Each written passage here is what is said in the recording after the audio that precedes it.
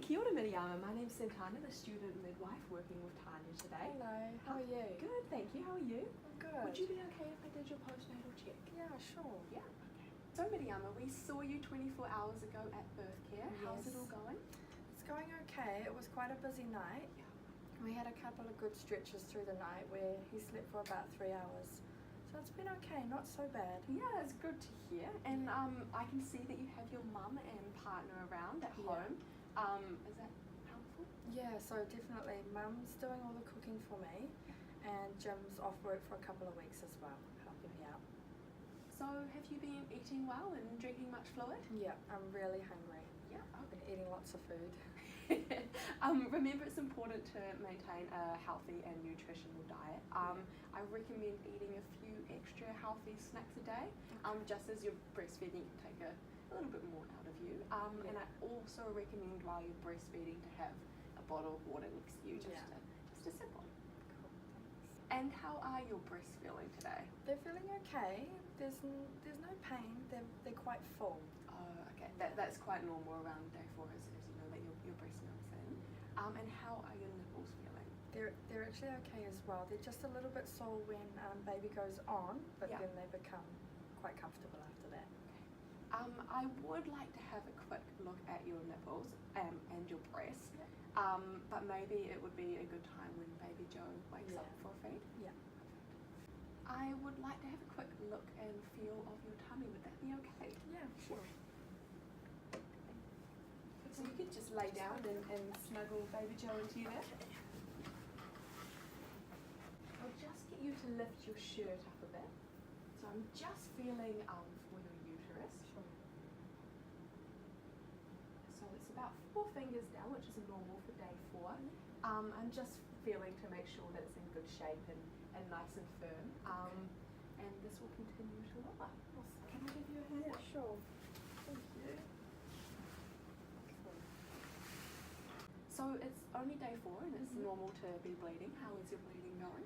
I think the bleeding's okay. It's a bit different from yesterday. It's a bit lighter. Okay. And you're using the normal maternity I'm pads? using the big ones. And how often would you be changing them in a 24-hour 3 period? to 4 hourly. Perfect. And how soaked would you say those pads would Probably be? about half. And the colour? It's probably gone to a brownie colour today.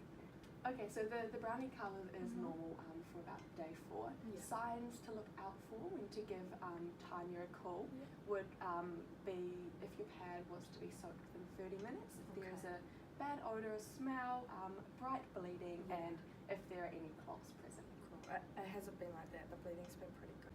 Now, you had a small tear known as a first degree tear. The midwife didn't need to suture that, but I would like to have a look if you are in any pain or discomfort today. Are you in any pain or discomfort? No, I'm okay, thank you. When I come back in a couple of days, I would like to have a look at that. Okay, that's okay. And are you passing urine okay? Yep.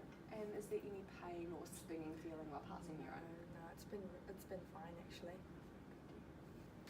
And are your bowels back to in normal motion to how they were previously before? Yeah, they are. I've gone to the toilet today with no problems.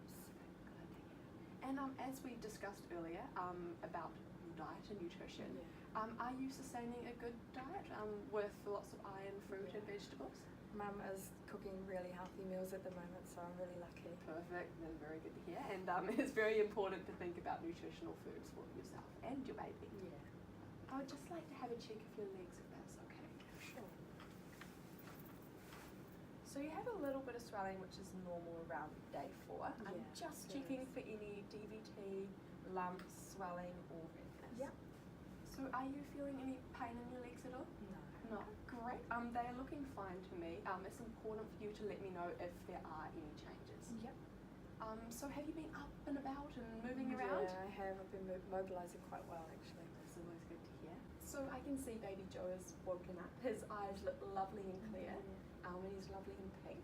I would like to check his belly button as his cord clamp had come off yesterday. So it's looking all lovely and clear. And I can see his hands and near his mouth, so he's probably ready for Ready for a feed. Perfect. So Miriam, how has his feeding been over the past 24 hours?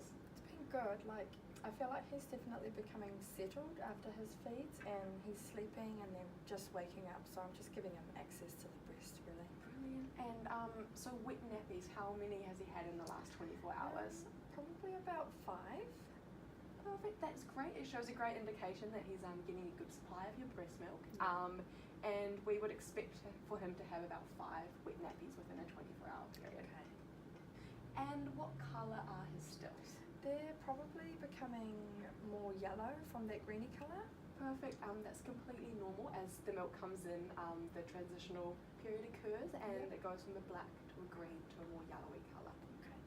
But you're ready to feed baby Joe? Yeah, he looks like he's waking up.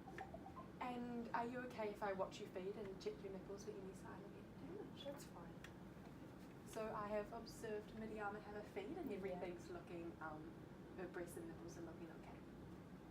Okay, Miriama, everything seems to be going well. Do you have any concerns or questions for me?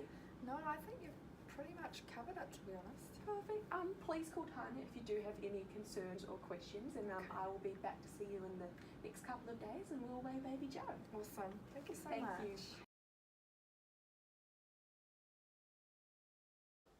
My name is Santana, the student midwife, and I'm going to be explaining to Tanya, the midwife, my 3 practice reasonings behind my postnatal assessment.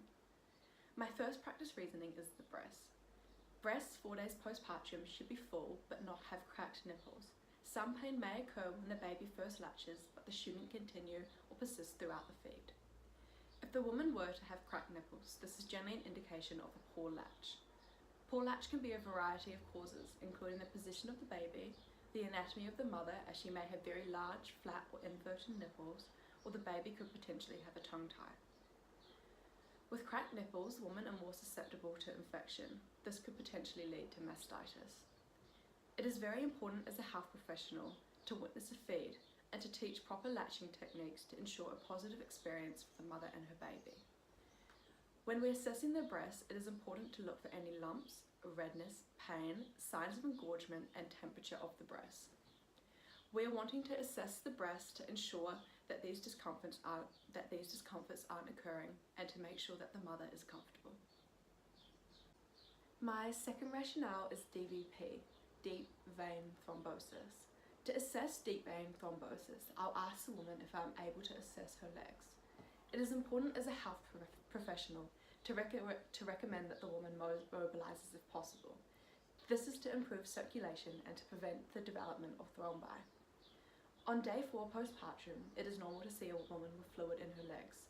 However, I'll be checking the legs for any colour changes, temperature changes, the shape of her legs, and if they're symmetrical. I'll feel the back of her calves on both of her legs, checking for any lumps. If there is no pain, I can rule out DVT, deep vein thrombosis. My third and final rationale is the woman's emotional well-being.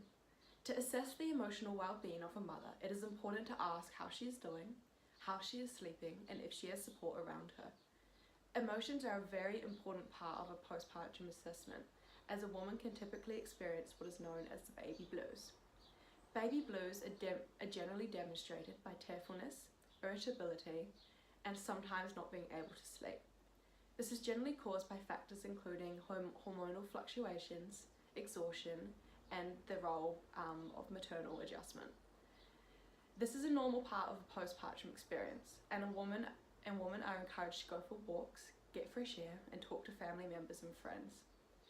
What wouldn't be considered normal is if these symptoms were to persist for a few weeks, and if the mother becomes non-functional and experiences desires to hurt herself or her baby. If this was to occur, it would be important to recommend this woman to a health professional.